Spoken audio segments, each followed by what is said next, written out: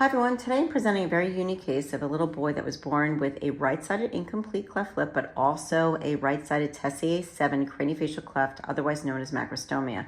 So it made his markings a little bit more challenging, but I start off by marking the alar bases, columellar base, and oral commissures. Here's the red line being marked, and his vermilion was thicker on the non-cleft side rather than the cleft side, which is a little unusual, likely because of his craniofacial cleft.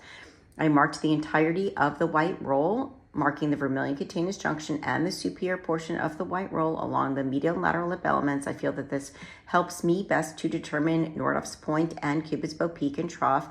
Now, the width of Cupid's bow peak and trough, as you see here, is usually around 3 to 4 millimeters, and then I transpose this to the medial Cupid's bow peak, from which I draw the rotation flap and C-flap. Now, the angle or severity that I draw the rotation flap very much depends upon how much length I need, and here is the C-flap drawn intranasally that I'll likely use for the nostril sill. Now, I can't use the oral commissure to determine Nordhoff's point because of the macrostomia, so I base the location of Nordhoff's point on the vertical measurements using the calipers based on the length of the filtral column on the non-cleft side. Here is the triangular wedge excision within the nares. Now, the advancement flap ends up being a little bit longer than the filtral column length on the non-cleft side, so I insert a vertical triangular wedge excision to shorten the lip.